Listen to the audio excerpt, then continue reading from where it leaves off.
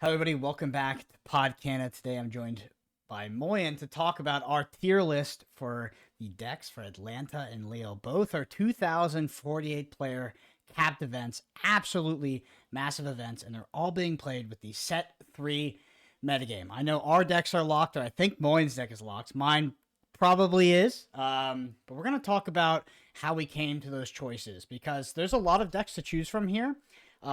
Particularly in the set 3 metagame. You will see on this tier list I have already put some ink combinations into the unplayable.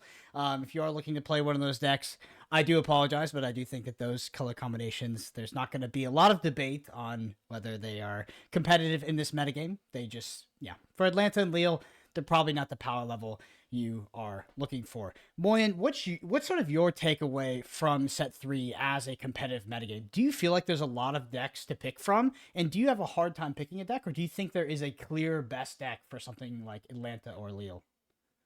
I think the meta has been in flux like every week, and there's lots of decks to choose from, and basically making the correct pick for any given tournament will highly depend on anticipating the upcoming meta, which for the very first very big 2K player hyper competitive event, I think this will be a very difficult task. But I think for that reason, where it's the first event, we don't really know what to expect.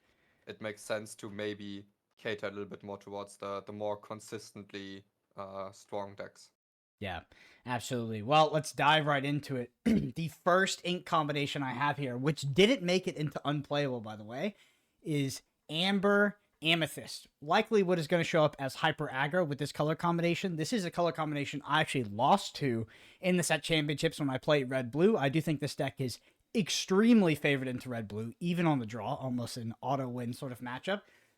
What are your thoughts on making a meta pick by playing like something like a hyper aggro deck in the form of Amber Amethyst? Do you think that that is a legitimate and reasonable pick for this tournament? Do you think you can metagame the tournament like that, where you take a deck that is on nobody's radar and just blow all these control decks out of the water? For me, I would say decks like Ruby Sapphire, Sapphire Steel, I would consider them meta picks. They're like very good decks with their particular weaknesses, but if you anticipate their weak matchups not showing up a lot, they're like extremely good picks. I think hyper aggro Amber Amethyst is like taking so much of a risk in metagaming. It's not even just metagaming. Even when there would be a metagame that's good for this deck, I think even in those metagames you need to get particularly lucky in dodging the bad matchups. And I think there's too many of those and too little of the good matchups. So I wouldn't mind putting it in an unplayable. I think I'll go a level above unplayable because I do think that if you bring this deck, you could get the matchup pairing. Like the stars could have lined, and I do think you could make it into that top 128, top 64. And who knows if genuinely you get all the perfect matchups, I do actually think you could run this deck up to a very high finish because particularly its matchup against blue red, which I think will be one of the most represented decks, is incredibly good. I also think it has the capability to beat things like Emerald Amethyst and Ruby Amethyst. It's not favored, but I think it has the capability to be that. When it comes to the seal decks, I think it absolutely does not have the capability. I think it almost auto loses those matchups. So I think it's a very contextual meta pick, not a super powerful deck, but one of the best decks in the metagame. I think this deck beats it on the play, on the draw, almost every single time, which is blue-red. That's why I'll put it in C tier, which is maybe a little bit high. Anyway. Okay, but just if we put it in C, I think there's a big argument to be made that Amber Emerald actually deserves C tier as well. Because I think it can serve a similar role, while there's like the discard Prince John, You Have Forgotten Me, and then into Mufasa lots of strong on-curve characters built. That's like not quite meta, but I think it can completely perform as well, if not better than Amber Amethyst. So I think if it's C, I think we should move that up to. Okay, I could see that. I could see that the old school lemon lime making it up to C. All right, it's kind of funny how we're progressing through this tier list because we're starting with an interesting selection of decks. Next up is Amber Ruby, known as Mufasa. Some people would call it Bufasa. A deck that got a lot better in set 4, but a deck that had some, I would say, some very contentious opinions in set 3. Some people being very high on the deck, some people being very low on the deck. Unfortunately, in this group, right now in the Podcana group, we are pretty low on the deck. I think that it's probably a bit of a better pick than something like Amber Amethyst or Amber Emerald, but I do not think that this is a competitive deck. I think you could do well with it. Like, it is a mid-range deck. It can do powerful things. But ultimately, when you look at the consistency and the power of things like Ruby Amethyst, Amethyst Emerald, and even Blue Red, I don't see Mufasa sort of being in contention with those decks. What are your thoughts on the Amber Ruby Mufasa deck? I mean, it's definitely a somewhat consistent deck. It does their stuff. It has some aggression. It's probably that type of deck. If I was going with a friend that's never played the game before, this might be my deck of choice for them. So it's not unplayable. It might be like top of C tier even. That's exactly where I was going to put it. Was top of C tier. I do think that that is the correct position. Some people on this deck is probably the most contentious because I'm sure there's people going to Atlanta, going to Lille that would put this all the way up in A tier. Maybe some people would put it in S tier. I think you're really sort of hitting the copium on that one, but it is a deck that some people have a have an affinity for, and actually spoke to some content creators at their set championships in Austin, Texas, which is not far away from me. They actually were having multiple Amber Rubies make it into the top 8. And I was like, I need to go to Austin for my next set champs if those are making it to the top 8.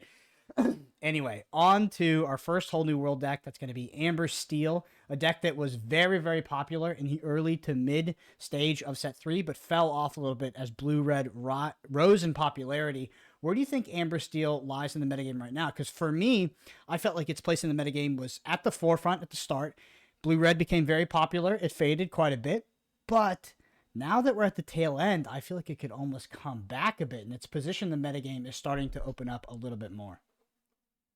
I think this is definitely a meta pick because it's a very well positioned deck. It just is very bad against red blue.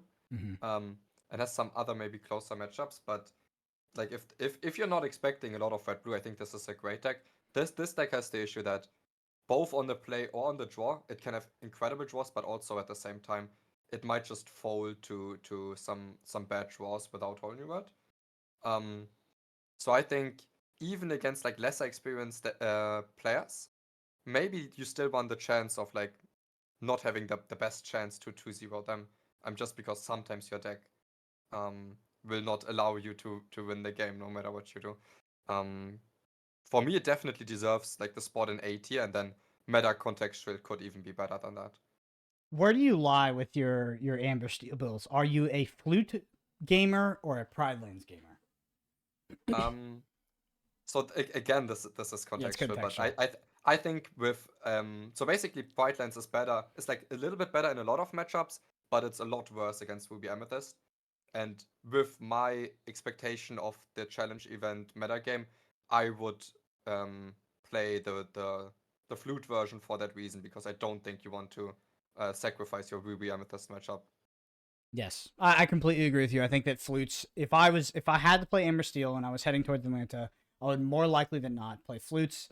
I also think that flutes are a little bit better against some of the blue-red lists because they have chosen to take out some of the Judy Hops. I played against it a few times in my set championships when I was playing blue-red, and it felt like while the flutes were not particularly good against blue-red, getting 2 to 3 flutes on the battlefield very early did make that matchup a little bit hard. That was the only game I lost sort of in the set, was when my opponent put 3 flutes out like very, very quickly.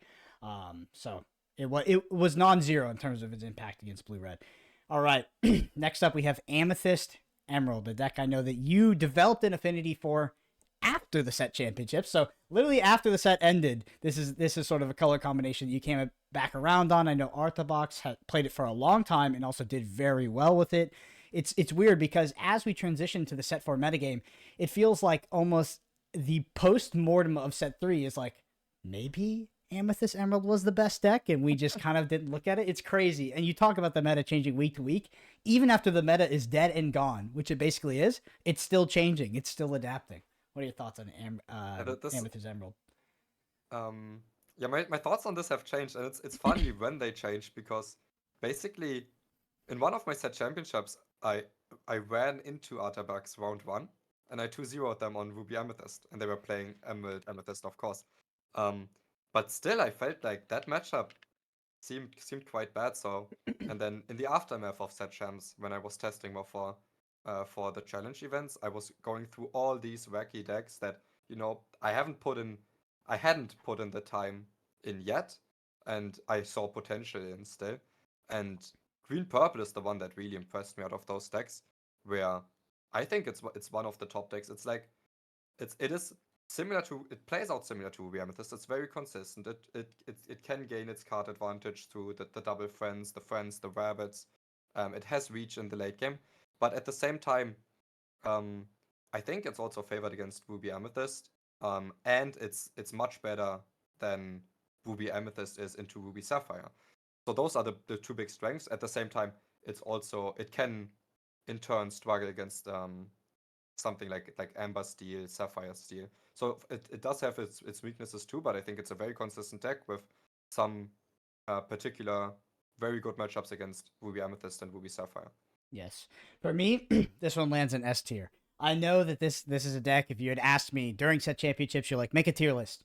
This would not have ended up in S tier for me. It does now. I do agree with you very much so that it plays out a lot like Ruby Amethyst. You get you get similar game plans, you get the similar consistency, but you get that additional Emerald package, which is just so strong. You get the Ursula double singing. Like, I think this deck just did not get enough praise during set 3, to be honest. It might not be my pick, but I think it is. I actually think it's an S tier.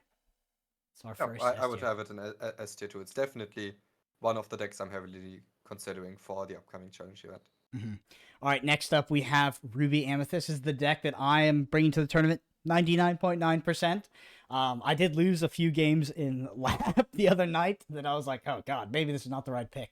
But the reason I'm playing Ruby Amethyst is not because I think it's the most powerful deck in the metagame. I do think it is very powerful, but I think it is one of the most, if not the most consistent decks. It's a deck I'm very comfortable on. It's a deck I feel like I have game into everything, especially rogue decks that might show up, like some of these hyper aggro decks. My variance lever seems a lot lower with Ruby Amethyst. Also, I genuinely feel like a lot of the Ruby Amethyst lists that are running around are built incorrectly. They're adding in way too many tech cards, especially uninkable tech cards, to try to shore up what could be bad matchups or increase their equity in the mirror, when it's pretty much just not needed, and it drastically decreases the consistency of the deck, which is the main thesis for playing the deck, which is like this weird sort of non-bow that I think is going on with current Ruby Amethyst list. So I am likely playing Ruby Amethyst at the tournament, and I do think that it is a good pick. I also think it's going to be the most played deck in North America, at least. I do think the Ruby Amethyst will be the most played deck on the day at Atlanta. Not sure about Lille because I haven't. Sometimes European metagames can switch a little bit. Regional based metagames are a real thing, so I'm not too familiar with the European metagame. But my pick for most played deck at Atlanta is definitely Ruby Amethyst if I had to put money on it, and this is the deck that I will be playing. What are your thoughts on this? I don't know if it will be most played, but I think like top 2, top 3 most played decks. It definitely should be. And I would say it's like the type of deck I wouldn't bring it to a world championship with like the very best players in the world, but I think it's a deck that's like great at consistently beating someone that's you have an edge over, someone that's slightly worse than you. I think it's very good at that. It's very consistent. It has it doesn't have weaknesses, or doesn't have like it has very little weaknesses in terms of matchups. So in most matchups, you will feel like it will be definitely possible to win on the play. And also, I think it's a deck that doesn't struggle too much on the draw. So it's not the worst at getting those 2 zeros in either. And for all those reasons, I think it also deserves a spot in S tier. Yeah, I think I agree with you. I think it is an S tier pick for Atlanta and Lille. And while sort of my thesis for Ruby Amethyst is not necessarily the skill disparity between me and my opponent, it is more the volatility of the metagame. I feel like it is very hard to make a sort of reliable meta pick for these huge first tournaments without any data points to call upon, which is probably my main reason for not playing blue-red. If this was a 300 player to 500 player invite only, potentially top 16 to qualify kind of tournament, Ruby Amethyst would be a lot lower on my list. But Atlanta specifically, it is higher. Next up is Blurple. So Blurple's not in the unplayable tier, and I think it deserves that. Purple's an interesting deck. Also got a lot, I feel like got a lot more publicity sort of post-set championships. I don't think it's particularly amazing. Like it really does have its issues.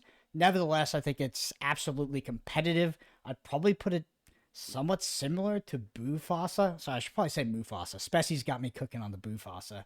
But I'd probably put it close to Amber Ruby in terms of power level. Where do you land on blue purple?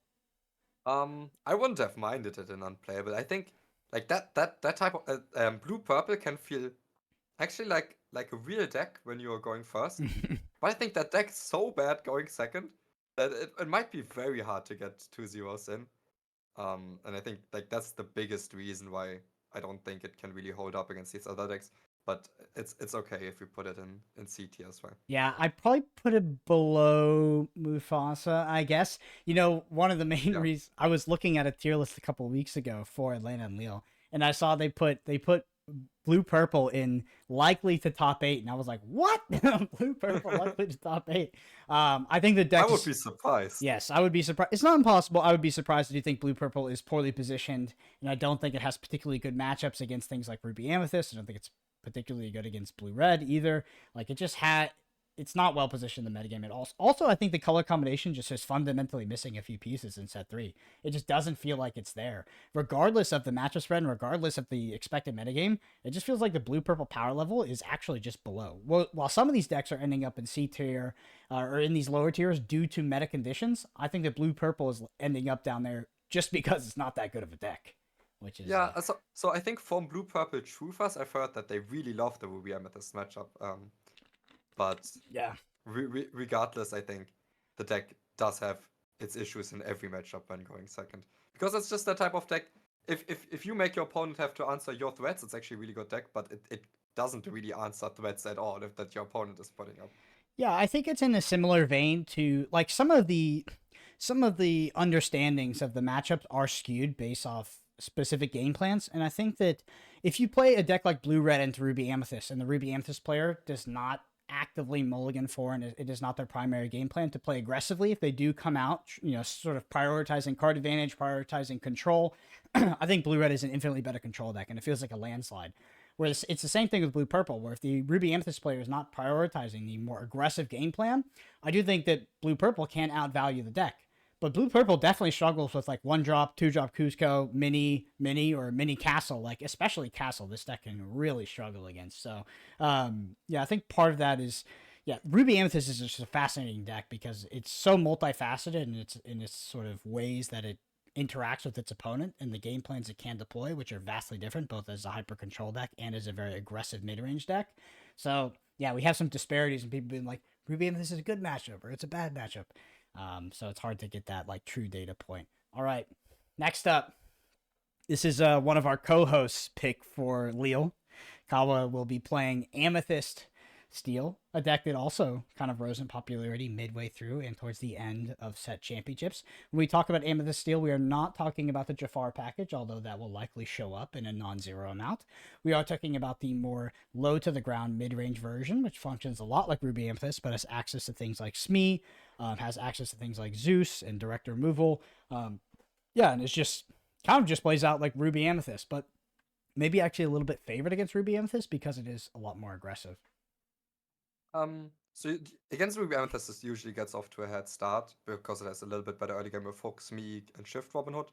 But then later in the game, Ruby Amethyst can often claw its way back into the game with Medusas and Beep Preps, where at that point, often, if the purple steel player didn't get far enough into then a book gold game plan, I think Ruby Amethyst can claw its way back into the game. Where I actually think Ruby Amethyst should be slightly favored in that matchup.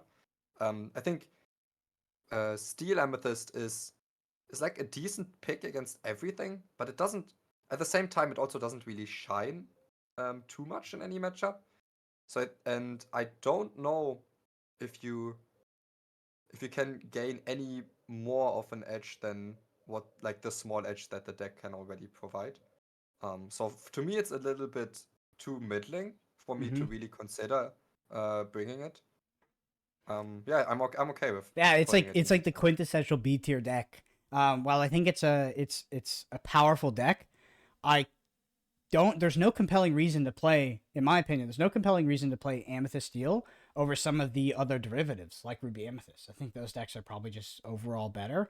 I guess the Steel package does give you a little bit more equity in some of the green decks, but yeah, I wouldn't sacrifice the equity I lose in all other matchups in order to get a few more targeted removal spells.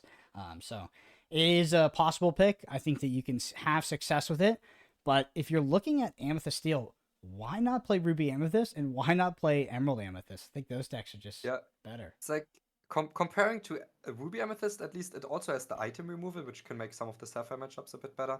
But then they're still not as good as the Emerald Amethyst matchups into those. Yeah. So it's like middling in a lot of ways. Yeah, and I think even we've heard this, and we heard this yesterday. Like these Amethyst Steel players are also like, should I play the Benja? Should I not? Like it's not even that good unless you're hitting a book or something or a lucky time. It doesn't like you hit a popsicle. It's like it's good, but it's not fantastic. It's not game winning. So Mm-hmm. yeah, it's an interesting bot. All right, next up we have Emerald Steel. I probably should have been a little bit more patient in naming the most played deck in Atlanta and Lille because let's be real, it could be Ruby Amethyst, but it's probably Emerald Steel. Emerald Steel Yeah. seems to be that deck that shows up in force all the time. People really like this deck, and yeah, I think despite its position sometimes in the metagame, sometimes its results, like this is the default. Like I don't know, you like a more aggressive strategy in set three. Aggressive strategies are not very viable. You might as well play Emerald Steel. It's like the only aggressive kind of oriented deck that I think is competitively viable. We're talking about the Emerald Steel. There's multiple versions. There's the taller versions, and there's the more low to the ground Prince John, make you discard your whole hand, like all that kind of stuff versions, which is more of what we're talking about. But the lists are quite variable. I mean, at the end of set three, I saw tons of stuff making its way into Emerald Steel, like the Flynn Riders, and it's just yeah, the list Like is variable.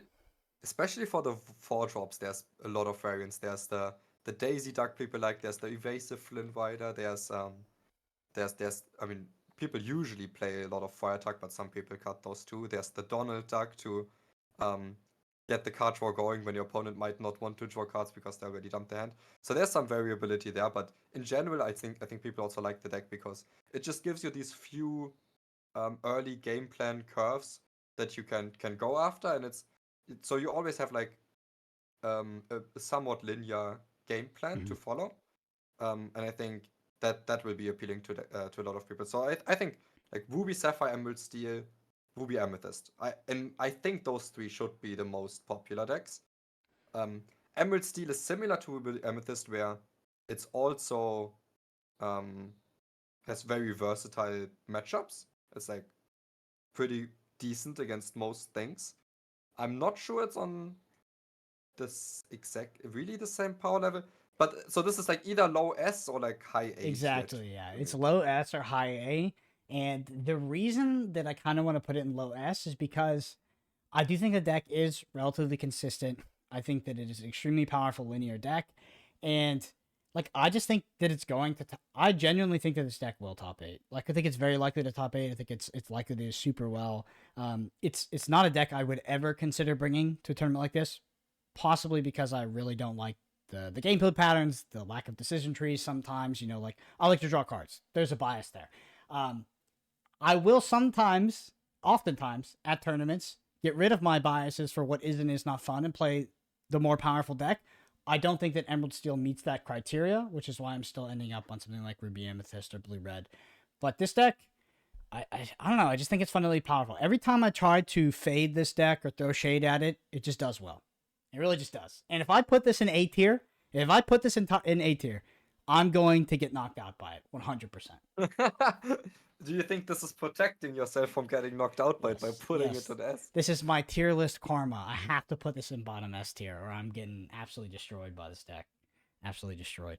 All right, let's talk about blue red. This is blue red. Honestly, kind of an elephant in the room. I think blue red in a like we mentioned, we kind of talk about this theoretical tournament.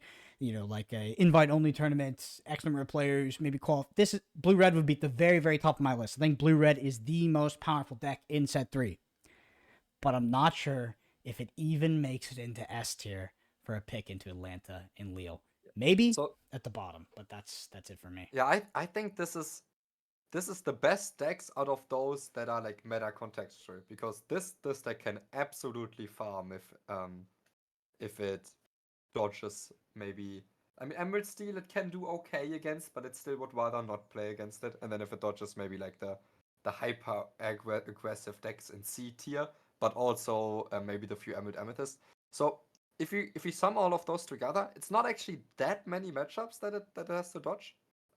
If we like with our expected popularity for those, and it's really good in the other matchups. So it's a deck that I'm definitely considering as well. It's just like a little bit of the riskier pick, as it will also. We expect that if you get some early losses, you might have a tough time with this deck because we think The the losers meta metagame will be yeah. highly saturated with niche aggro decks that will not be in the let me just explain that concept real quick. There's the idea of the winners metagame and losers metagame. So at the beginning of a tournament, your pairings are completely random, right? They're not based off performance. As you progress through the tournament, they are. So if you end up getting a little bit unlucky and losing round 1 and 2, your variability of decks that you will play will increase often, and you will sort of, I don't know, you might end up playing against a metagame that you did not prepare for. So if you do pick something that is very meta dependent, like blue red, that does very well into things like Ruby Amethyst and maybe some of the other top decks, and you end up losing round 1, you could fall into this metagame of, other aggro players that have lost to, some of these aggro decks, like their bad matchups are going to be 70% of the room. So they should be more likely than not to end up into that loser's metagame after round 1, round 2. So if you lose those early rounds, you are more likely to play them, which is, it's always the danger of these like contextual meta picks when you're like, I want to target this deck. I think this deck will be the most played and this deck is the most powerful. And then you end up losing a couple early rounds and you fall into this like highly variable metagame. And if your deck does not function good versus rogue decks, or in this case, aggro decks, you can just kind of string this together and end up just getting bumped out of the tournament. That being said, the same also applies in the other direction. If you do end up winning your first 3 rounds, you might have like one of the best chances to top, and then even when topping, going far in the top cut. As the stack does extremely well against Ruby Amethyst, Sapphire Steel, Ember Steel. It has a lot of good matchups, a lot of good decks that it really beats. So I think it still deserves a spot in S tier for me, even above Emerald Steel. Interesting. Yeah. This is the hardest one for me. This is the hardest one for me. Like, I just it I don't know if I can justify putting it top of A tier because I do think it is the most powerful deck, but I feel like it is a risky pick at Atlanta and Lille. I really do. I really think Yeah, it's a risky pick. But yeah, I agree. I think it's in the S tier. It's the one with the highest matchup variance, with the highest risk. But I still really think it belongs in there. yeah, yeah, it probably does. It probably does. It probably does. All right. Our last is Blue Steel. Blue Steel is a fascinating deck, a deck that was also very popular at the beginning of set 3. Got hated out of the metagame in conjunction with Amber Steel due to the rise in popularity of Blue Red. Pretty much any whole new world deck just gets destroyed by just these turbo ramp decks in the form of what is now this metagame Blue Red. That being said, the metagames are kind of cyclical in a sense, and we could be cycling back to a stage where things like Amber Steel and like Blue Steel can be a good pick again.